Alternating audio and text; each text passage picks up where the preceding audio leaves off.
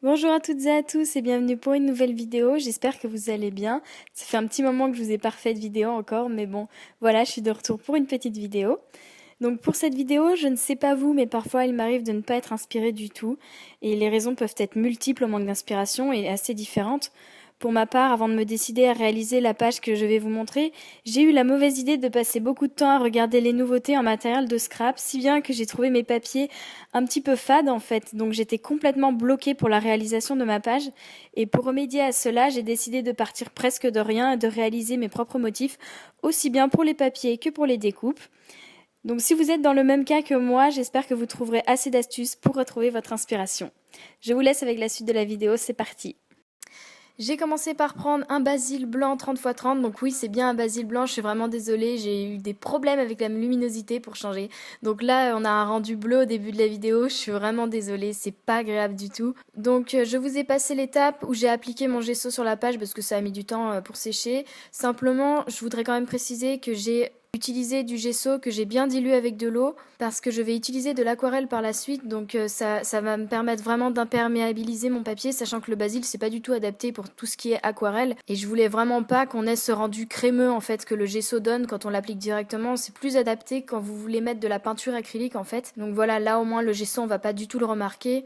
Comme vous avez pu le constater, j'ai ressorti ma drawing gum. Alors pour celles qui ne connaissent pas la drawing gum, j'avais fait une petite vidéo. Dans une vidéo, j'avais expliqué en quoi consistait cette pâte en fait. Donc vous pouvez regarder ma vidéo Argent Monday numéro 7 si vous voulez en savoir plus.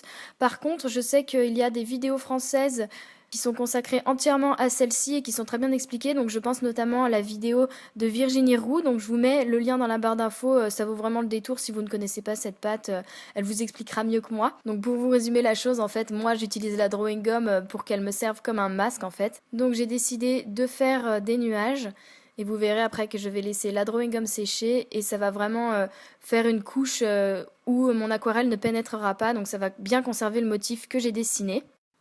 Une fois ma drawing gum bien sèche, donc je peux passer à mon fond de page. Donc ici je vous apprends pas grand chose en fait, parce que c'est évident que si vous n'avez pas d'inspiration et que vous n'arrivez pas à créer autour d'un papier 30-30 imprimé, évidemment le plus simple c'est de prendre un papier blanc ou uni et de créer son fond de page soi-même. Mais vous allez voir qu'en fait moi j'ai combiné le fond de page avec une autre astuce que je vais vous montrer juste après celui-ci. Donc au final le fond de page c'est assez facultatif. Si vous êtes quelqu'un qui n'a pas l'habitude de faire beaucoup de fond de page avec les encres ou les peintures, vous pouvez tout aussi bien zapper cette étape. Vous allez mieux comprendre après quand vous verrez la suite. Donc pour mon fond, je vais simplement utiliser, en fait je vais utiliser plusieurs produits différents pour vous montrer que voilà, pour faire un fond de page, vous pouvez utiliser tout ce que vous voulez, que ce soit des peintures typiques ou alors des produits comme des encres en spray.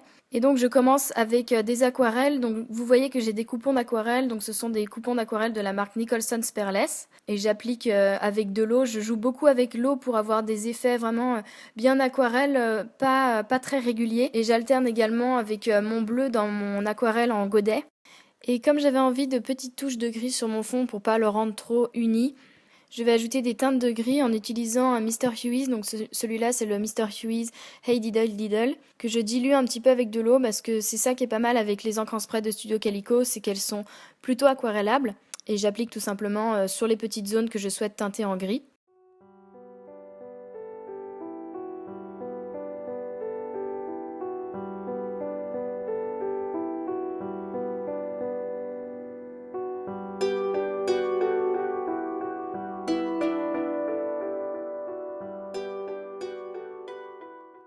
Et pour la touche finale, comme j'avais envie encore d'ajouter quelques petites couleurs, des couleurs un petit peu plus nostalgiques, je vais ajouter du violet.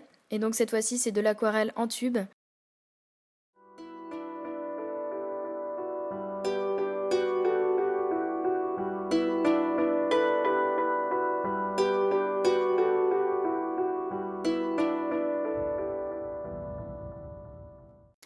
Et une fois mon fond sec, donc je peux enlever ma drawing gum. Donc déjà vous vous rendez un petit peu plus compte des couleurs de mon fond puisque j'ai eu pas mal de soucis avec la luminosité au début de la vidéo. Donc je m'excuse. Et vous voyez qu'en fait la drawing gum, une fois qu'elle est sèche, elle est pelliculable. Donc vous avez juste à frotter délicatement pour éviter de déchirer votre papier. Et là vous voyez vraiment que mes nuages apparaissent.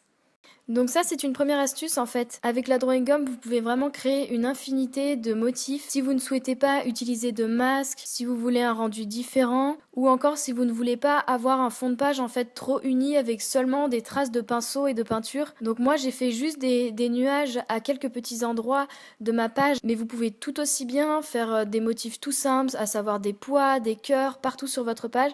C'est comme vous souhaitez, laissez libre cours à votre imagination.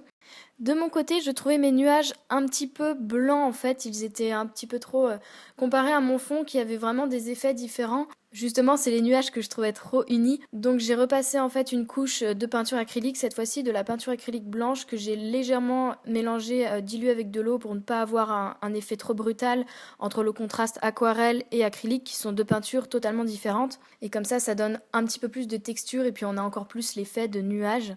Et pour donner encore un petit peu plus de texture au nuage, un petit peu plus de relief, je vais simplement dessiner en fait un petit peu de reflets avec des couleurs qui vont par la suite être présentes sur ma page. Donc j'ai d'abord ajouté un petit peu d'acrylique de couleur menthe et puis même chose que j'avais un petit peu dilué avec de l'eau. Et par-dessus, je vais ajouter de l'acrylique rose. Et c'est très très léger, mais vous verrez que ça permet de vraiment de donner des petits reflets, c'est assez sympa je trouve.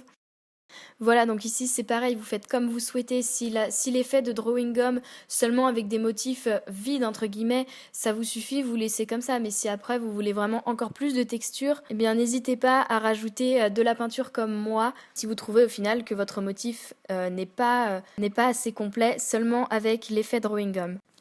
On passe ensuite à la deuxième astuce de motif à faire soi-même. Donc c'est également une astuce pas très compliquée, c'est une astuce toute bête. Vous allez juste avoir besoin d'une perforatrice qui fait des ronds. Donc moi je me suis servi d'une perforatrice de bureau. Donc vous avez vraiment pas besoin concrètement d'investir dans des perforatrices coûteuses ou quoi que ce soit. Enfin vous voyez que j'ai également perforé des petits cœurs. Je vais pas m'en servir pour cette page. Mais si vous avez des petites perfos ou alors si vous préférez les plus gros motifs, utilisez vos perforatrices. Franchement c'est comme vous souhaitez. Vous pouvez utiliser des étoiles ou ce que vous voulez. Et en fait, moi j'ai l'habitude d'utiliser les petits ronds comme ça, comme des confettis, donc j'en mets généralement, il m'arrive d'en mettre aux alentours de mes mises en page par exemple, pour vraiment donner cet effet confetti. Et là en fait, je voulais vraiment donner pas cet effet confetti, mais cet effet plutôt motif, comme si ça appartenait en fait au papier, mais ça donne encore plus de dimension. Donc j'ai simplement perforé dans des chutes de papier, c'est vraiment que dans des chutes de papier, hein. Donc j'ai deux papiers, donc j'en ai un dans des tons roses et un autre dans les tons plutôt bleu ciel. Et j'ai également perforé dans un papier pailleté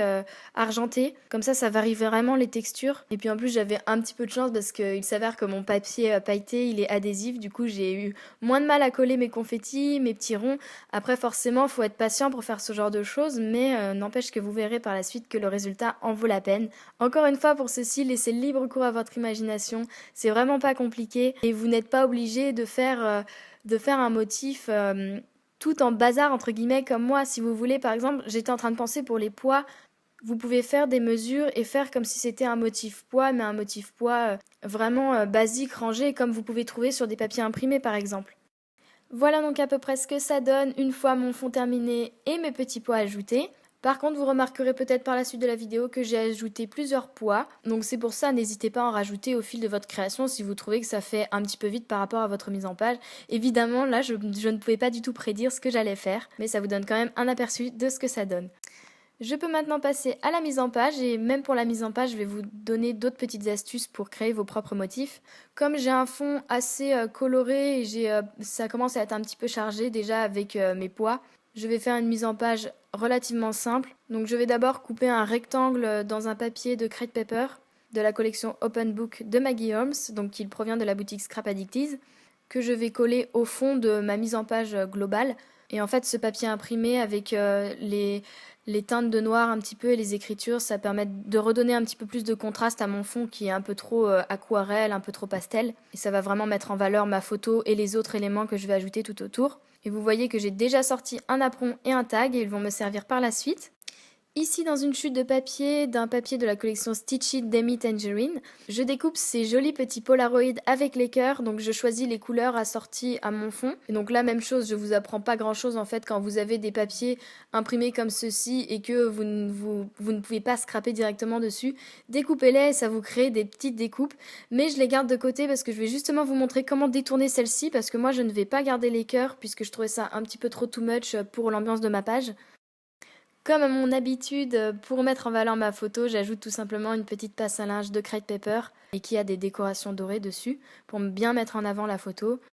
Et pour encadrer ma mise en page, en fait, pour ajouter encore plus un petit peu de contraste, je vais découper dans 2 petits papiers imprimés de mon petit bloc de Crate Paper de la collection Notes and Things, 2 petites bandes en fait que je vais ajouter juste derrière. Et encore une fois, comme d'habitude, je vais ajouter du vellum, donc je suis vraiment désolée. Vous devez penser que je me répète à chaque fois, mais j'utilise quasiment tout le temps du vellum sur mes mises en page parce que ça permet vraiment d'adoucir la mise en page avec les motifs des papiers. Voilà pour ma mise en page de base, alors je peux maintenant coller le tout.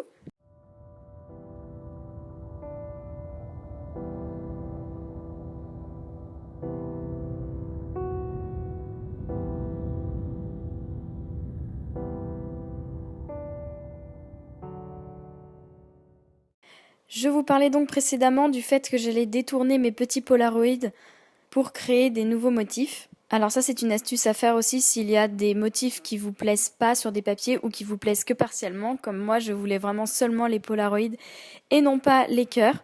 Donc dans un autre papier de la collection Stitched également des Me Tangerine, je vais découper des petits nuages que je vais détourer et en fait je les place juste par-dessus les cœurs et je suis assez contente du résultat. Parce que je reste vraiment dans le thème de ma page, ça fait un rappel avec les nuages et en plus il dépasse un peu des Polaroids et j'ai trouvé ça super sympa. Donc ça c'est bien à faire aussi, une sorte d'association en fait entre plusieurs motifs de papier différents et au final même si c'est du matériel tout fait de base, ça vous fera sans doute un résultat unique. Donc c'est une technique que j'aime plutôt bien si vous ne vous débrouillez pas forcément bien en dessin et que vous pouvez pas faire vos découpes vous-même ou quoi que ce soit. Regardez tous vos papiers et essayez d'imaginer les associations que vous pouvez faire, si elles conviennent à votre page ou non. Et pour rester dans les tons de ma page et ajouter encore un rappel entre les nuages que j'ai dessinés et les nuages que j'ai collés, je vais reprendre ma peinture un petit peu rose et je vais repeindre des reflets très légers. Donc ça c'est une chose que vous pouvez faire aussi si vous découpez des motifs. Pour les personnaliser encore plus, pour les rendre vraiment adaptés le plus possible à votre page, vous pouvez les peindre des couleurs que vous souhaitez. Je pense notamment par exemple si vous avez des fleurs, là il y a vraiment moyen de faire des très jolies choses. C'est une technique que je fais, qu'il m'arrive de faire personnellement. Pour ajouter un petit peu plus de douceur à ma mise en page, et je trouvais qu'il manquait quelque chose, je vais tout simplement coller un morceau de ruban que je mets juste en bas de ma mise en page, et c'est un ruban d'American Crafts qui provient de la boutique Scrap Addicties. On passe ensuite à encore une dernière astuce pour créer vos propres motifs. Et donc là, je vais créer des motifs dans la continuité de tout ce qu'on a créé précédemment en fait. Et je voulais vraiment vous montrer quelque chose de simple. Donc c'est une technique que je vous ai déjà montrée dans ma vidéo précédente. Donc je suis désolée si ça vous fait des répétitions. Mais là, je vais vraiment faire un motif simple. Je vais tout simplement dessiner des petits oiseaux, en fait des symboles d'oiseaux, que je vais colorier avec mes feutres à alcool. Donc moi, je possède des Pro Markers et des Copics. Mais vous pouvez faire ça avec n'importe quoi en fait, vous pouvez faire ça avec de la peinture, avec même des feutres basiques. C'est tout simplement parce que moi j'aime beaucoup cet effet fondu que les feutres à l'alcool rendent. Voilà, moi je vous montre des petits oiseaux et vous pouvez faire les mêmes, ou vous pouvez faire simplement des motifs tout simples comme ceux que je vous ai cités précédemment, des étoiles, des cœurs ou quoi que ce soit. Je suis sûre que les étoiles ça doit super bien rendre en plus. Et j'ai plus qu'à les détourer je laisse un petit peu de contour blanc pour bien les faire ressortir. Mais j'essaye de garder quand même le plus de couleurs possible, comme j'ai mélangé plusieurs couleurs avec mes feutres à l'alcool, comme vous pouvez le voir, des couleurs qui vont bien avec ma page.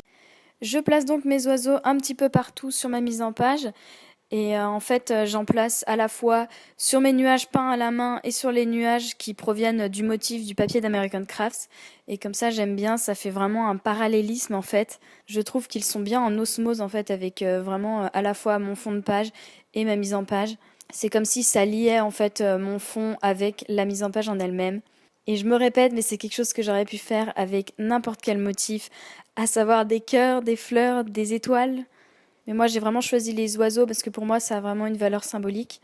Non seulement ça allait bien avec ma page, mon fond et ma photo, mais je ne vous le cache pas, je vous l'avais déjà expliqué, sur la photo il s'agit de moi et mon cousin qui nous a quittés l'année dernière. Donc c'est une manière aussi de représenter le ciel et les oiseaux, de rendre vraiment un hommage. Et c'est pour ça en fait que je trouvais ça approprié pour cette page de créer le plus de motifs possible de mon choix, que ça soit par ce que je sais faire moi-même, les dessins, ou alors ce que je peux réussir à créer avec du matériel déjà existant. parce qu'il y a une sorte de valeur symbolique en fait. Et je pense que quel que soit le motif que vous allez choisir, essayez de le choisir le mieux possible de manière à ce que ça prenne du sens et que votre page rende compte du moment que vous vouliez capturer, tout simplement. J'ajoute un petit peu de doodling, donc d'abord avec mes feutres à l'alcool, donc je passe d'abord avec mon Copics le plus clair, et après je passe avec un Pro Marker qui est un petit peu plus foncé, et je fais tout simplement des espèces de formes en fait qui ressemblent un petit peu à des oiseaux, mais je change un peu de motif, mais je fais des oiseaux aussi en fait, donc c'est ça avec le doodling, c'est un peu en bazar, on fait tout ce qu'on veut. Et donc là, bon, c'est pas quelque chose que j'ai inventé ou que je vous apprends, mais même chose. Même si vous n'êtes pas super doué en dessin, faire des petits dessins par-ci par-là, un petit peu de doodling, ça rend encore plus votre création personnelle et ça permet encore une fois de créer encore plus de motifs tout simplement. Donc à partir de là, je voulais vraiment compléter ma mise en page puisque vous voyez que j'ai pas encore mis d'embellissement. Donc j'ajoute 2 morceaux de masking tape dans les mêmes tons de ma page, donc à savoir un gris et un bleu que je superpose. Et sur cette zone de masking tape, je vais ajouter un premier brad. Et donc c'est un brad qui provient de la collection Wonderful de Teresa Collins. Et au niveau des brads, je vais en ajouter également un sur le coin à droite, en bas. Et vous voyez que ce sont des brads qui sont beaucoup plus foncés. Et justement, c'est comme le papier de fond, en fait. Ça va permettre de rajouter un petit peu plus de contraste. Et ça permet aussi de conserver la mise en valeur du noir et blanc de la photo. D'utiliser des couleurs sombres comme ceci, avec les petits brads que j'ajoute en plus. Et justement, au niveau de mes brades, je vais ajouter des petites phrases écrites, c'est comme de la Dimo en fait. Et donc je choisis les phrases les plus appropriées pour la page. Et ce sont des autocollants de la marque Cosmo Cricket et qui proviennent de la boutique Scrap Addicties. Pour mon titre, comme en fait au final j'avais pas énormément d'alphabet qui allait être adapté pour cette page, donc là ça peut être une astuce si comme moi non seulement vous étiez un peu en manque de papier vous inspirant, mais en plus vous n'aviez pas les alphabets adaptés, eh bien il suffit d'opter par l'alphabet maison, donc c'est quelque chose que je fais assez souvent. J'écris tout simplement le titre de mon choix sur un papier canson avec de l'aquarelle noire, mais vous pouvez faire ça avec n'importe quelle encre, encre en spray, encre de Chine.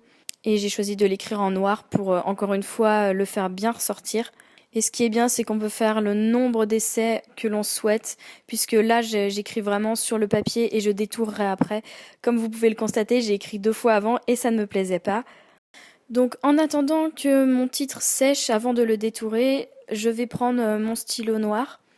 Et donc en attendant, j'écris mon journaling et je complète un petit peu en faisant un petit peu de doodling si j'avais envie d'en rajouter.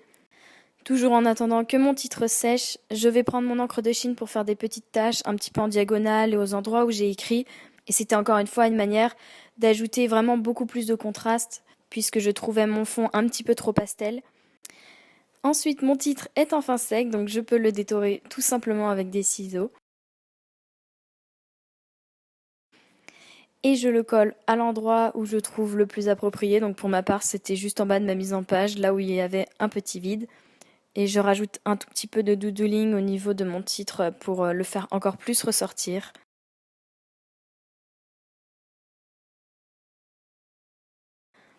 Et voilà, ma page est terminée. Voilà pour ce tutoriel, donc merci beaucoup d'avoir regardé cette vidéo. J'espère qu'elle vous aura plu et je suis désolée d'avoir mis autant de temps à sortir une nouvelle vidéo. En tout cas, pour ma part, j'ai été vraiment très heureuse de réaliser cette page parce que vraiment, je me suis vraiment mise en condition. Là, je vous assure que j'avais aucune inspi. Et au final, le fait de me dire qu'il fallait que je crée le plus de choses moi-même avec ce que je possède, et bah, ça m'a débloqué tout simplement. Donc j'espère vraiment que vous trouverez à travers toutes ces petites astuces que je vous ai montrées de l'inspiration. Certes, ce ne sont pas des astuces incroyables, mais toutes combinées, mine de rien, bah, ça peut nous aider à nous débloquer. Sinon, un petit message rapidement pour vous dire que je serai ce week-end présente au Salon Version Scrap à Paris. Donc j'y serai le samedi. Donc si jamais par hasard certaines d'entre vous passeraient par là, bah, n'hésitez pas à venir me faire un petit coucou si vous me croisez. Je serais vraiment ravie de vous rencontrer, d'échanger avec vous. Il n'y a aucun problème. Je vous dis à très bientôt, j'espère.